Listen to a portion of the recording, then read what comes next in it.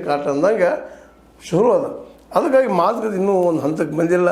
ಯಾಕಂದರೆ ಇರಾನಕ್ಕೆ ಮುಖ್ಯವಾಗಿ ಬೇಕಾಗಿದ್ದು ಇಸ್ರೇಲ್ನ ಕಂಟ್ರೋಲ್ ಮಾಡುವಂಥದ್ದು.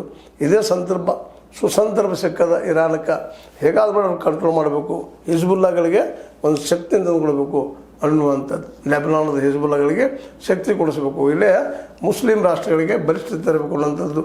ಅದೇ ಕಾಲಕ್ಕೆ ಅಮೆರಿಕಾಗೆ ಬೇಕಾಗಿದ್ದೇನಪ್ಪ ಅಂದರೆ ತನ್ನನ್ನು ಉಳಿಸ್ಕೋಬೇಕಾಗಿದೆ. ಇವತ್ತು ಅದೇನೋ ತಿಳ್ಕೊಂಡಿತ್ತು, ನಾನು ಸರಳವಾಗಿ ಗೆಲ್ಲಬಹುದು. ಯಾಕಂದರೆ ವೆನೆಜುವೆಲಾ ಅಂತ ದೊಡ್ಡ ದೇಶವನ್ನು ಗೆದ್ದಿದ್ದೀನಿ, ಇದ್ಯಾವ ದೊಡ್ಡ ದೇಶ ಅಂತೇಳಿ ಲೆಕ್ಕ ಹಾಕಿದ್ರು. ಆದರೆ ಇಲ್ಲಿರುವಂಥದ್ದು ಬೇರೆ ಆಗಿತ್ತು ಅಂತೇಳಿ. ಯಾಕಂತಂದ್ರೆ ಇಲ್ಲಿರುವಂಥದ್ದು ಇರಾನ್ ಈಗಾಗಲೇ 50 ವರ್ಷಗಳಿಂದ ತಯಾರು ಮಾಡ್ಕೊಂಡು ಬಂದದ್ದು ಯುದ್ಧನ, ಮತ್ತು ಸ್ವತಃ ತಾನು ಯುದ್ಧ ಮಾಡ್ಕೋದು ಬಂದದ್ದು. ಹೀಗಾಗಿ ಇಲ್ಲಿ ಕೈ ಹಾಕಿ ಅಮೆರಿಕ ದೊಡ್ಡ ತಪ್ಪು ಮಾಡಿತು ಅಂತ. ಅದಕ್ಕೆ ದೊಡ್ಡ ತಪ್ಪಾಗಿದ್ದ ಅದ್ರ ಹಿಂದಿದ್ದಂಥ ಈ ನಮ್ಮ ಚೈನಾ, ನಮ್ಮ ರಷ್ಯಾ ಇಷ್ಟು ಪ್ರಬಲವಾಗಿ ಸಪೋರ್ಟ್ ಮಾಡ್ತಾರೆ ಅಂತ ತಿಳ್ಕೊಂಡಿರಲಿಲ್ಲ. ಆದರೆ ಇವತ್ತು ಏನಾಗ್ಯದಪ್ಪ ಅಂದ್ರೆ ಇರಾನ್ ಮುಂದದ ಅವ್ರ ಶಸ್ತ್ರಾಸ್ತ್ರ ಎಲ್ಲ ಈ ಚೈನಾದ್ದು ಅನ್ನೋದು ಈಗಾಗಲೇ ಪ್ರೂವ್ ಆಗಿದಾವ. ಜೊತೆಗೆ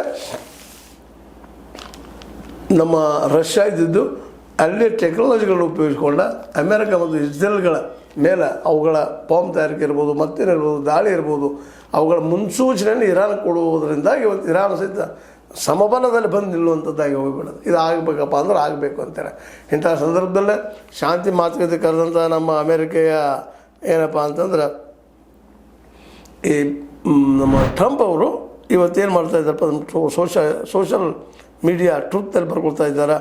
ಹೋರ್ಮೋಸ್ ಮೂಲಕ ಸಾಗುವ ಹಡಗುಗಳಿಗೆ ಇರಾನ್ ಶುಲ್ಕ ವಿಧಿಸುತ್ತಿದೆ ಎಂಬ ವರದಿಗಳಿವೆ. ವರದಿಯೆಲ್ಲ ವಾಸ್ತವ, ಇದು ವರದಿಗಳಿಂದ ಅಂತ ಹೇಳ್ಕೊಳ್ತಾ ಇದ್ದಾರೆ. ಗೊತ್ತದ ಅವ್ರಿಗೆ ಅಲ್ಲಿ ಟ್ಯಾಕ್ಸ್ ತುಂಬಲಾರದು ಬಿಡ್ತಾ ಇಲ್ಲ ಇರಾನ್ ಅಂತೇಳಿ ಆದರೂ ಹೇಳ್ತಾ ಇದ್ದಾರೆ. ಅವರು ಅಂದರೆ ಇರಾನ್ ಈ ರೀತಿ ಶುಲ್ಕ ವಿಧಿಸುವುದು ಸರಿಯಲ್ಲ, ಒಂದು ವೇಳೆ ಶುಲ್ಕ ಸಂಗ್ರಹ ಮಾಡುತ್ತಿದ್ದಲ್ಲಿ ಅದನ್ನು ತಕ್ಷಣ ನಿಲ್ಲಿಸಬೇಕು ಅಂಥೇಳಿ ಹೇಳ್ಕೊಂಡಿದ್ದಾರೆ. ನೀವು ನಿಲ್ಲಿಸಬೇಕು ಅಂತ. ಅದು ನಿಲ್ಲಿಸಬೇಕಾಗಿತ್ತಂದ್ರೆ ಇಷ್ಟು ಯೂಸ್ ಮಾಡೋ ಅವಶ್ಯಕತೆ ಇರಲಿಲ್ಲ ಇರಾನಕ್ಕೆ.